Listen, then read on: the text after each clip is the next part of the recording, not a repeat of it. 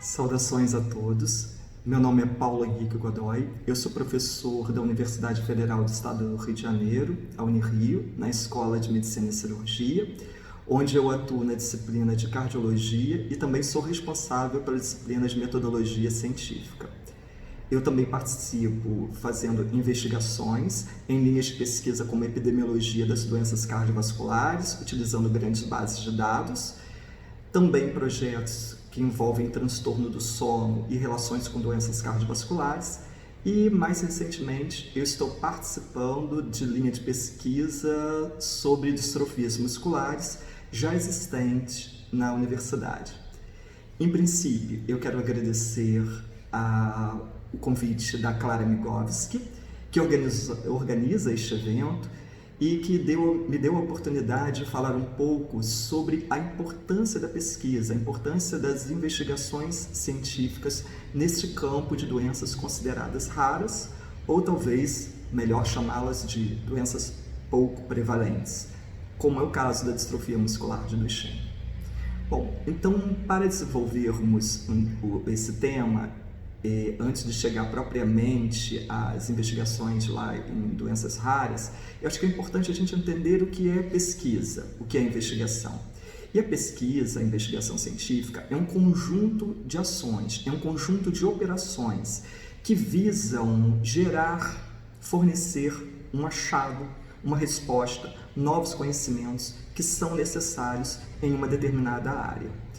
Como é que surge a pesquisa? A pesquisa ela surge justamente da necessidade de uma informação sobre algo que pode ter ocorrido, que esteja ocorrendo ou que mantenha a sua ocorrência em um determinado local ou locais em um período de tempo. Então, a pesquisa ela tem origem a partir de uma pergunta. Então, saber perguntar é fundamental para que possamos delinear o método pelo qual faremos a nossa investigação. Esse método, esse modo adequado de fazer a investigação é que nos auxiliará em obter respostas adequadas. E reparem que eu falo aqui em respostas adequadas e não respostas que desejamos. É claro que ao fazer uma investigação, nós temos uma hipótese, nós formulamos uma hipótese, mas essa hipótese ela pode se confirmar ou não. E ambas as possibilidades de confirmação ou não, elas são importantes de serem comunicadas.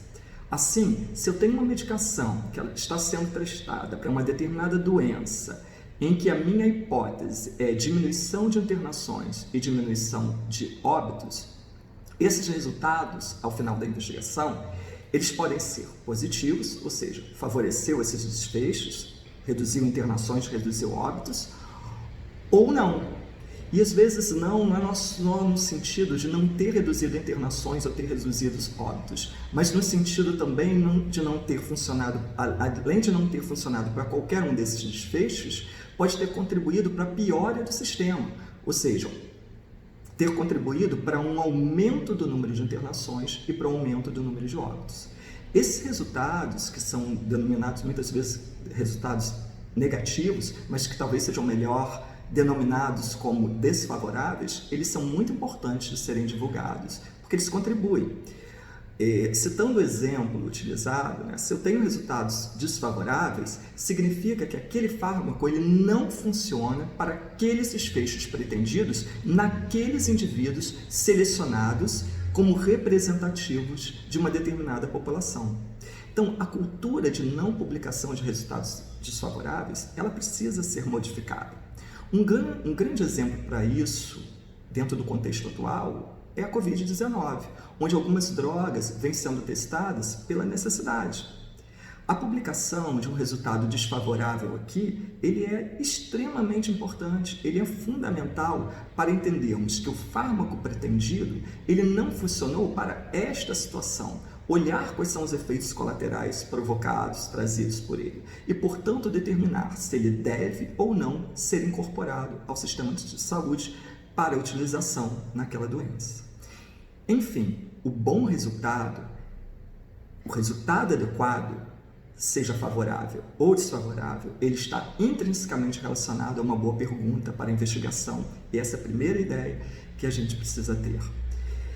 A segunda coisa é como é feita a pesquisa. E nós podemos utilizar diferentes modos para realizar uma investigação, diferentes modos para realizar uma pesquisa, que vai depender do que estamos pretendendo investigar. Esse é um dos importantes componentes da pesquisa, o chamado método. Para um profissional, seja ele de que área for, é absolutamente importante compreender essa parte, compreender o método, porque é só dessa forma que ele vai poder fazer uma análise crítica sobre os resultados obtidos.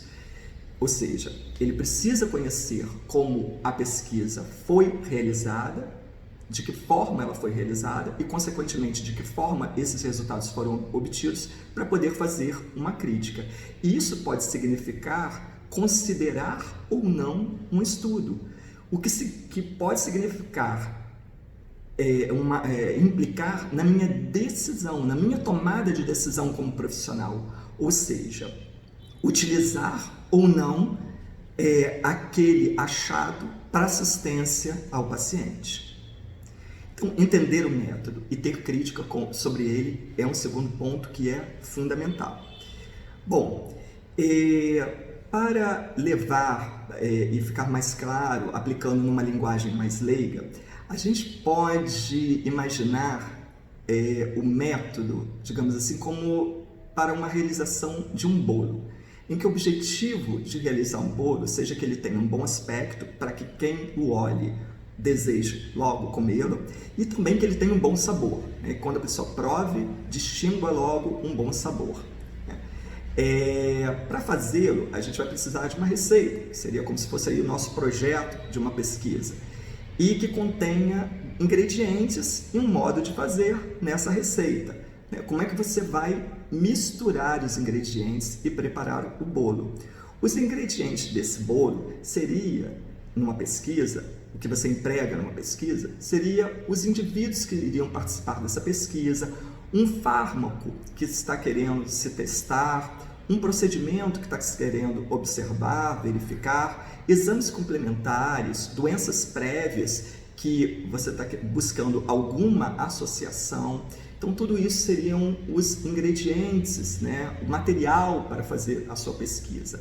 A maneira de fazer o bolo, ela também está no método, é a forma, né, na maneira de fazer o bolo, como você misturaria todos esses ingredientes para obter o teu resultado final, ou seja, um bolo saboroso, um bolo com bom aspecto. Aqui no caso da pesquisa, é como você vai utilizar todo esse material, ou seja, criando fluxos, aplicando um método estatístico adequado para que você obtenha resultados adequados, resultados pertinentes, resultados confiáveis.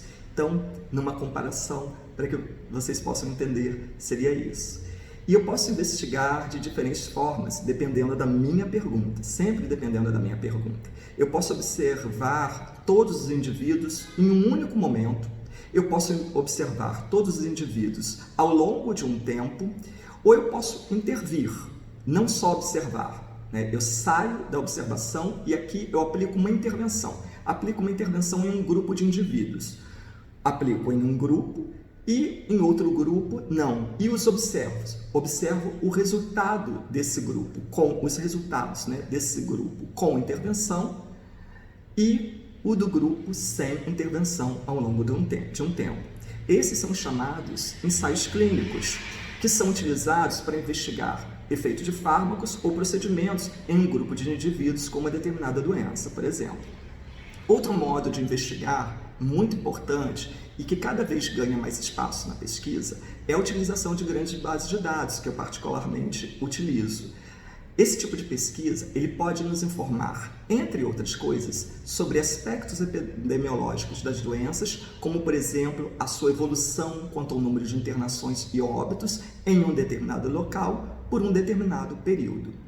Essas investigações, elas são realizadas em grandes bases de dados chamadas secundárias. Bases de dados que contemplam informações sobre internações, nascimentos ou óbitos, mas sem quaisquer identificações de indivíduos. Ou seja, não há como identificar o indivíduo que internou, nasceu ou morreu nessas bases. apenas informações sobre estas situações. Nesse caso, é muito importante conhecer bem a base de dados que você vai trabalhar, para saber justamente se ela contempla as informações necessárias para responder às nossas perguntas, que são os nossos objetivos da pesquisa.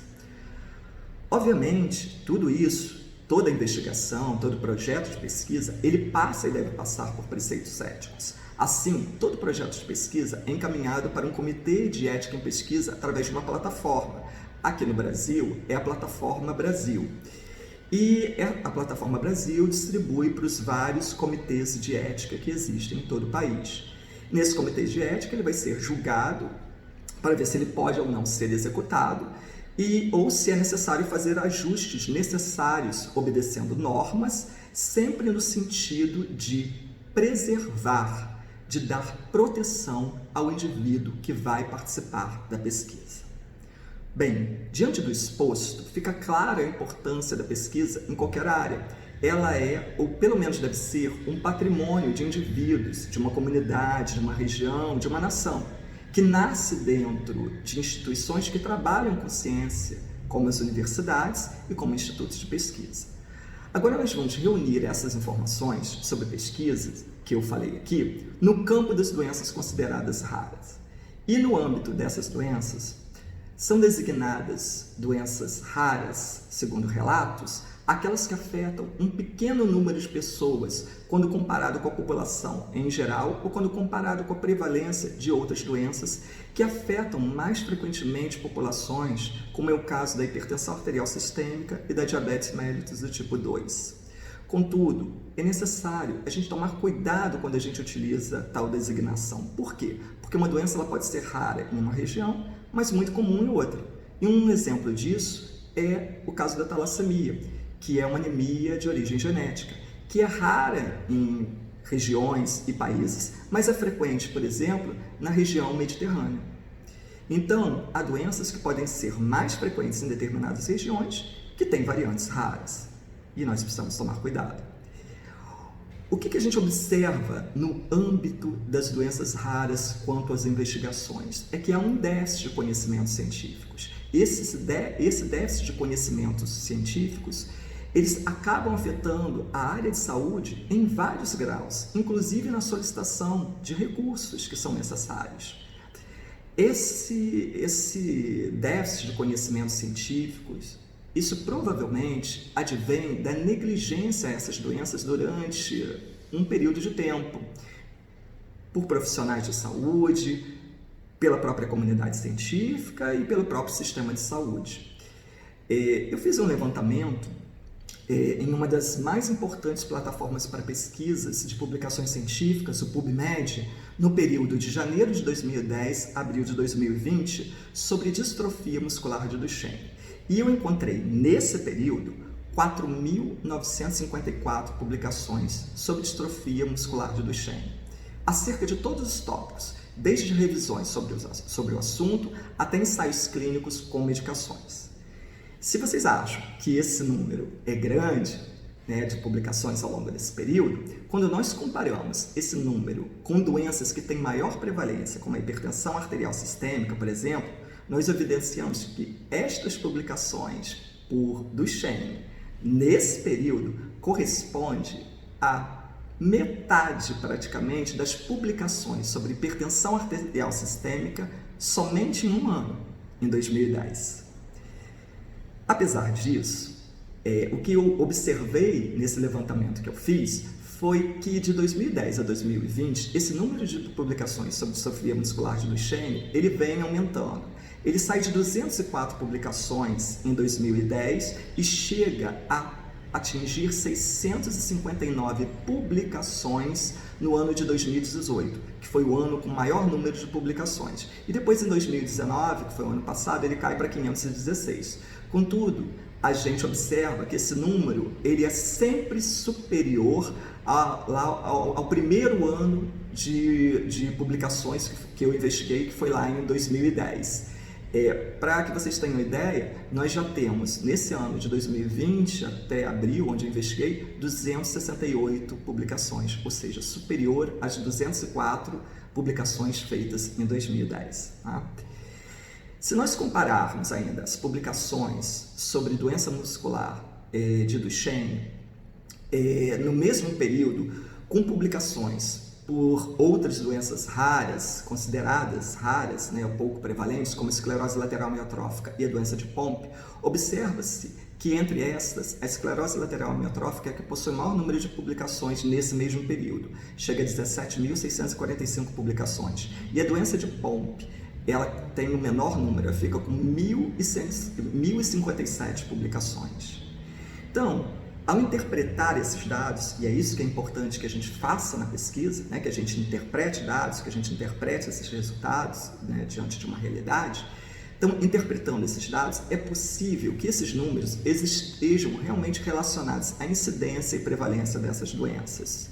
Mas também é muito possível que isso esteja relacionado ao pouco interesse do mercado no desenvolvimento de fármacos para doenças que acometem poucos pacientes, ou a existência de procedimentos para esses pacientes.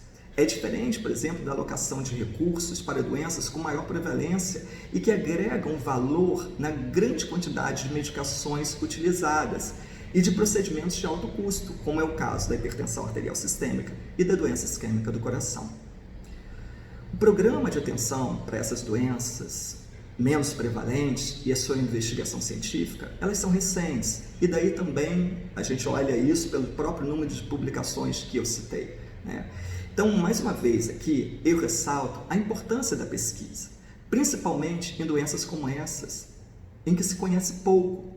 A pesquisa, no âmbito dessas doenças, ela pode gerar, entre outras coisas, política de direcionamento à sua atenção, ou seja, quanto maior o conhecimento, esclarecimento gerado, maior a probabilidade de atenção e investimento adequado a essas doenças.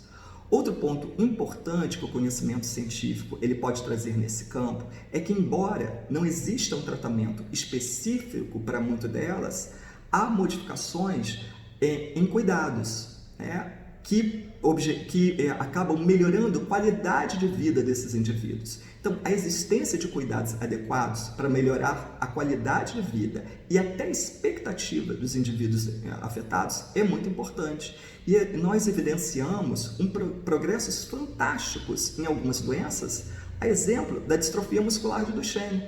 O melhor conhecimento da doença ao longo desses anos modificou paradigmas, proporcionando uma outra visão sobre a doença que interferiu na abordagem do tratamento e possibilitou, inclusive, aumento na expectativa de vida para esses indivíduos.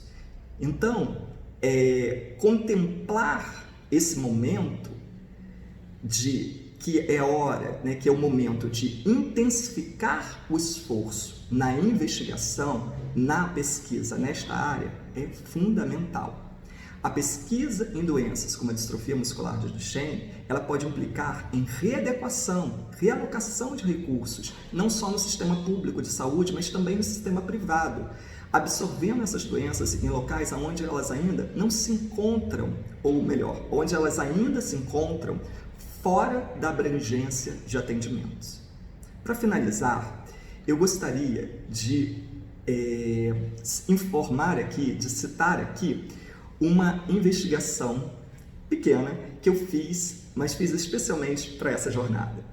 Eu utilizei as bases de dados de autorização de internações hospitalares do DataSUS, do Sistema Único de Saúde no Brasil. Então, o que eu fiz? Qual foi a minha pergunta, o meu objetivo? Foi olhar as internações por distrofias musculares no período de 2009 a 2019, no Sistema Único de Saúde. Olhar como foi a evolução ao longo do tempo dessas internações nesse período, a evolução temporal. E o que eu encontrei? Nessa investigação, foi possível observar que nesse período ocorreram 8.128 internações nos hospitais vinculados ao Sistema Único de Saúde no Brasil. De 2010 a 2012, as internações por essas doenças, elas mantiveram-se estáveis, em torno de 536 internações. Mas a partir de 2013, passou a ocorrer um aumento e houve um pico de internações. Um pico que se deu no ano de 2015 com 1.065 internações. Em 2016, observou-se uma queda, ocorreu uma queda. Contudo, os números de internações, eles mantiveram-se sempre superiores aos anos iniciais do período que eu investiguei, ou seja, lá nos anos de 2009, 2010, 2011. No final de 2019, haviam 768 internações. E aí eu fiz uma análise de tendência. O que é a análise de tendência? É observar qual foi a tendência dessas internações ao longo desse período. A tendência foi aumentar, diminuir ou se manter estável. E quando eu fiz essa análise de tendência, eu observei que a tendência dessa evolução temporal para essas internações foi de aumento. Então, observem que informação importante, não é? Investigações como essas orientam o quê? Orientam gestão e podem subsidiar decisões quanto à readequação e realocação de recursos no sistema de saúde, como nós falamos aqui. Além disso, quando elas são pesquisadas, quando elas são investigadas por regiões, principalmente em um país como o Brasil, que tem grande tensão territorial, elas podem identificar unidades da federação e regiões do Brasil com maior número de internações, orientando o quê? Orientando gestores e a necessidade de profissionais da área de saúde para atuação nessas doenças. Então, uma informação importante. Eu gostaria, a partir dessa informação, de aproveitar aqui a jornada para estar comunicando que a Unirio, através do Hospital Universitário Gafreguini e da Escola de Medicina e Cirurgia, está iniciando investigações nesse âmbito sobre aspectos epidemiológicos da evolução temporal e tendência das internações e óbitos por distrofias musculares. Bom, eu fico por aqui. Eu quero agradecer a atenção de todos, espero ter despertado a curiosidade de cada um de vocês sobre a pesquisa e ter trazido a importância dela para a nossa sociedade como um todo. Eu espero, em breve, ter a oportunidade de encontrá-los de forma presencial, para que nós possamos, juntos, discutir todos esses aspectos. Vai ser um prazer discutir, responder perguntas na forma presencial. Cuidem-se e fiquem bem. Obrigado.